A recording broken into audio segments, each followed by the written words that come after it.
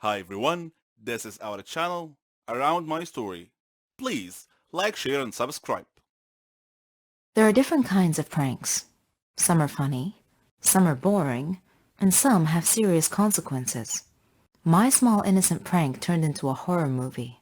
Let me tell you why. My name is Anita, and I'm 14 years old.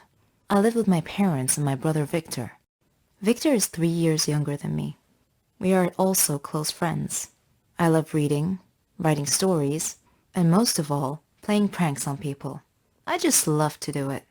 Victor was the cowardly sort, afraid of his own shadow, so I always played pranks on him. His terrified reactions always made me laugh. Whenever he would try to play a prank on me in retaliation, though, I would always see through it immediately. My parents used to spend Halloween at my aunt's house, so, one day, I decided to scare him by dressing up like a ghost and hiding in his closet. When he came home and called for me, I didn't reply. He entered his room and opened his closet to hang his coat, only to be confronted by me jumping out and screaming boo in his face. He leapt backwards, wide-eyed and terrified. He screamed like a girl. I was rolling on the floor, laughing. If he wasn't such a coward, I wouldn't have had any fun at home. One day, he joked, your pranks are going to be the death of me. When he turned 17, Victor received a scholarship to the state university. I saw him off with tears in my eyes, hugged him, and gave him a present marked "Don't open until you arrive at your dormitory." Shortly after he arrived, he video called. He had blue powder all over his face and looked hilarious. He said, "Very funny, ha ha ha. You have to stop these pranks, sis. We're too old for this stuff now." Oh, how I missed him. I laughed. With him gone, everything was so boring. When October came and Halloween was only a few days away, the doorbell rang, and I opened the door to find a letter lying on our doorstep. I opened it and found a picture of Victor. His face had been beaten black and blue. He looked horrible. I opened the letter and read, "Victor got involved in drug dealing and now owes us a lot of money. If you don't pay off his debt as soon as possible, we will kill him, and you too.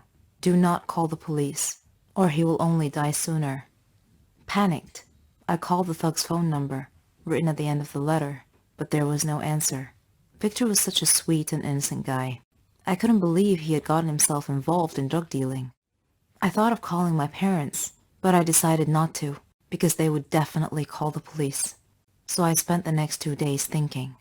Then, the home phone rang, and I felt my heart sink to my feet. I slowly picked up the receiver. "Do you have the money?" the caller asked in a cold voice. "I need more time. I don't have that much money," I pleaded. The voice replied, "You seem to think we are joking. Okay, the next photo we send you will be that of your brother's dead body." He said that. Then he hung up the phone. My stomach wrenched. I felt sick and tried to call my parents, but I couldn't reach them. The next day, I heard a knock on the door, and when I opened it, there was another note lying on the doorstep. It read, "The angel of death comes today." My parents were at my aunt's. I was alone and didn't know what to do. I closed all the windows and curtains and locked all the doors. I turned off the lights. At the stroke of midnight, I heard a noise outside my house. I peeked out a window and saw a man, all in black, in my front yard. He was walking towards the back of the house. Shortly after that, I heard the back door open. I ran and hid myself in the closet. Eventually, I heard my bedroom door open slowly. I heard footsteps walking around my room, as if the intruder were searching for me. Suddenly, my closet door opened. I panicked, pushed the masked intruder, and dashed out of my room and down the hall to the dining room. Victor's decapitated head was on the table. Oh my God. My last thought before I fainted was that of the drug dealers were going to kill me too, just as they promised.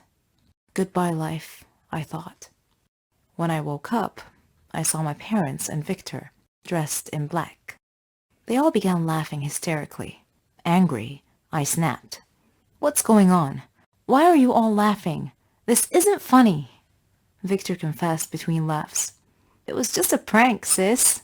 And you should have seen the look on your face when I opened the closet door. From that day on, I never played pranks on anyone ever again. It is often said that heroes are made, not born. This means that the circumstances often determine if someone turns out to be a hero or a coward. I became a hero in my story. My name is Joanna, and I'm 12 years old. I live with my parents and my twin brother John. He is 5 minutes older than I am. We were typical twins. Same interests, hobbies, dreams, and favorite sport, which was basketball, by the way. We played in a local league and had earned quite a reputation as talented players. The other players called us the Miracle Twins. We loved basketball. It was so much fun. John became our school's team captain, and I was just a player on the girls' team. Unfortunately, I had to quit to care for my mother after she became ill. But I never lost my passion for basketball, and I cheered for John in all his games. John trained hard, and our school team won most of their games. In the final few games, I couldn't go cheer for John because Mom's illness became worse. But I wished him good luck, nevertheless. Then came the final tournament match, which was broadcast live on local TV channels. John's team was in the lead, but I had a feeling that the game was going a little too well for us. Sure enough, during one play, a player from the opposing second team ran into John and smashed him against the goalpost hard. John fell to the floor. Upon seeing that, my heart sank. I was worried. I checked on Mom and rushed to the game quickly to check on him. Luckily, it wasn't far from home. He was crying because he was injured and couldn't finish the game. Impulsively, I decided to put on one of his uniforms and finish the game in his place. I was still fit enough to play. Since we were twins, and my hair was cut short like John's, the other players thought I was him. Or at least, if they knew, they had the good sense to pretend that I was him. I led the team to victory, and John was honored as the best player of the year. Only John and his team knew our little secret. Now they all called me their last-minute hero, but no one else knows why. Ever since I was a child, I adored horror movies. Scary stories, old legends and myths. While most kids were into singers and actors and movie posters, I loved vampires, the one-eyed cyclops, everything related to horror and gore. Monster movies, thrillers, the supernatural, the mysterious, and the unexplained. Because these things only happened in movies. Or so I thought. But what if they were to happen in real life?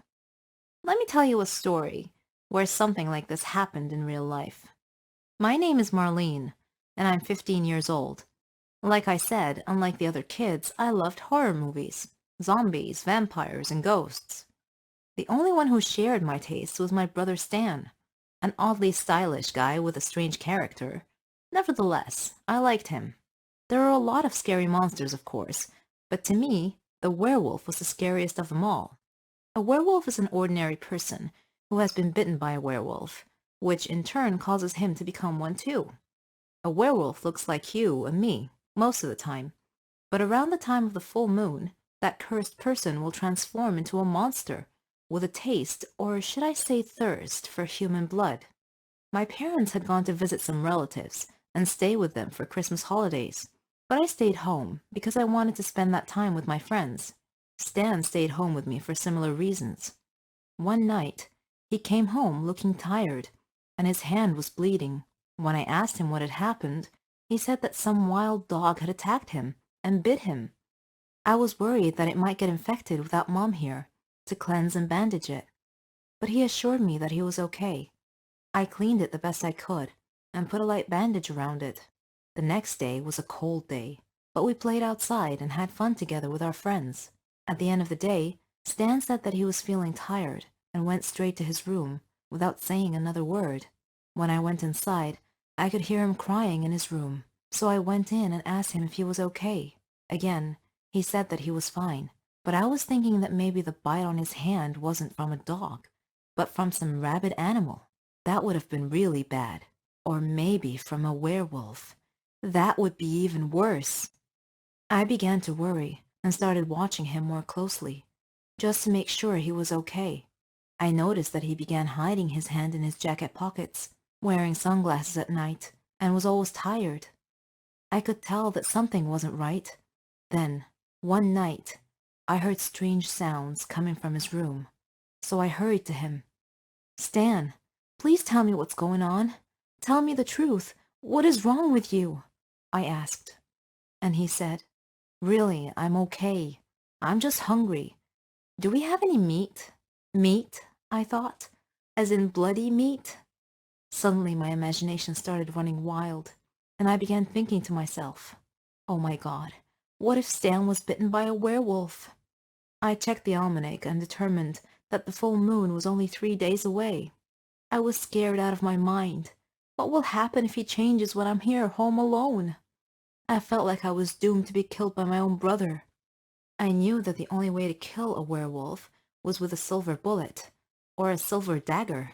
But, 1, where could I find one of those? And 2, how could I kill my own brother? I must be losing my mind. My parents wouldn't be back for a week. Time passed, and the day of the full moon arrived. I knew I would have to face the person I loved the most in the world besides my parents, and either I would kill him, or he would kill me. It's a lose-lose situation. When my brother came home, he looked so strange. His eyes were darting around like a wolf, and he even smelled like one too. I pretended to be strong, but inside I was trembling, fearful of what this night might bring. I locked myself in my bedroom and waited for this night to pass quickly. I hoped. Then I heard Stan's door open, and I heard his light footsteps coming closer to my door. He knocked and asked if he could come in. Hesitantly, I opened the door. Hi, Stan. Is there something you need? I asked, and he said, I'm so tired. Then I saw his skin turning a grayish color. He was clutching his stomach. The transformation was about to begin. He made a sound like a snarl. Saliva was drooling from his mouth. Fortunately, I was holding a silver kitchen knife. Thank God Mom had some real silverware. She had gotten out for the holiday dinner. I had gone by the church that day and asked the priest to bless a jar of water I brought with me, and I had dipped my silver knife in that blessed holy water just before I had opened the door to confront Stan. I was ready to pounce before he could. Forgive me, dear brother, I said. Then I pulled the knife back and got ready to thrust it forward to stab him in the stomach. At that instant, Dad suddenly came in through the front door and saw us, saw me with a knife in my hand, ready to run Stan through with it. Marlene, what are you doing? He asked. Staring at the knife in my hand, I shouted, Dad, run! Stan is changing into a werewolf! Then Stan unexpectedly fell down unconscious, looking very much human. Dad ran over to him and felt his forehead. He has a fever, he said. Look at his hand, Dad. He's been bitten by a werewolf, I cried. Dad looked at me as if I was crazy and said, Nonsense, Marlene. It's just a dog bite. We took Stan to a doctor, who examined him and took some blood samples. He did indeed have rabies, also known as hydrophobia, I learned. I laughed, but then I told myself that this wasn't really funny. I almost convinced myself that my brother was a werewolf. If Dad had come a few seconds later, Stan might very well be dead by now. I was seconds away from murdering my own brother due to a runaway imagination. It's been 2 weeks now, and Stan has finished the shot treatment. He's getting better quickly. What about me, you ask? Well, I've stopped watching horror movies forever. Well, at least till next month. My name is Ginny. You can call me Bad Girl if you like. That's what the neighborhood kids called me. I have a long story to tell you. I was the eldest of 5 siblings. My mother died of illness, and my father was crippled in a car accident. He couldn't walk, and he had to use a wheelchair. Seeing my siblings suffer from hunger and poverty was a constant sight at home. My father was depressed. Our neighbors helped us a lot, but I was constantly worried what would happen if they ever stopped, so I decided to try and find a job. I knew it wouldn't be easy, because I was only 15. Who'd want to hire a 15-year-old? Though I was apprehensive and lacking confidence, I made up my mind to get a job. I went to many places, clothing shops, flower shops, grocery stores. The answer was the same. We're not hiring at the moment. One day, feeling down, I was walking aimlessly with no destination in mind. when suddenly I found myself near a hospital. On an impulse, I entered. I saw a nurse, but she seemed too gloomy to talk, so I looked around and found another nurse who looked a bit kinder. She noticed me and asked if I needed any help. I told her that I was looking for a job. Any job. I'd even mop and clean. She felt sympathy for me and told me not to worry. Then she went into the manager's office. I was worried. Was I in trouble? A minute later, she called me in to meet the manager. He seemed very kind, and he quietly asked for my name. I told him it was Ginny.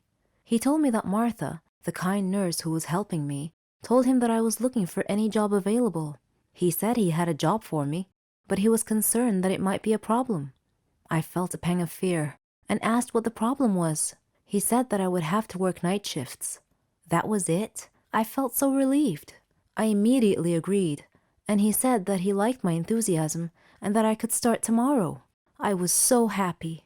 I returned home quickly, hugged my siblings, and kissed my father's hands. I told them everything about my new job. My father looked at me sadly and said that I was too young to have to bear this responsibility. I told him that it was okay and that I could deal with it. When I went to work at the hospital every night, there was a gang of young kids who were always loitering around the neighborhood. I hoped they wouldn't bother me, but my hopes were in vain. They made fun of me every time I passed them. I never told my family about this, though. I began work as a cleaning lady, but due to my diligence and intelligence, I was able to learn a little bit about nursing. So, I was able to get promoted, first to nursing assistant, then to a nurse. My colleagues supported me a lot. Everything was almost perfect, except for the neighborhood gang that was always bothering me and calling me Ginny the bad girl. I wished they would just go away and leave me alone. Then, one day, a miracle happened. While I was working at the hospital, the neighborhood bullies came in, carrying their leader. He was badly injured. His whole body was covered in blood. They were shouting for someone to help them, and when they saw me, they pleaded with me to save him. I worked quickly with the other staff. His condition was serious. He had been in a terrible motorcycle accident. The staff and I worked feverishly to stabilize his condition and treat him. After stabilizing him, I was exhausted. Suddenly, I felt someone coming close. It was the gang. They apologized for making fun of me and asked me to forgive them. They said they didn't know that I worked at a hospital. I smiled and told them it was okay and that I considered them to be my brothers and sisters. Another nurse went to them and told them that their friend was okay now. I was so happy that my problem was solved. They called me over to talk to their leader. He had tears in his eyes and told me that he was so sorry and asked me to forgive him. He was so sincere that I was moved. I gently asked him to be quiet and get some rest. As I was walking away, he called me and thanked me again. After that incident, the manager called me in and praised me for saving the patient's life that day. I was still a long way from achieving my dreams, but I had a good head start, and the neighborhood gang began calling me the Mercy Angel.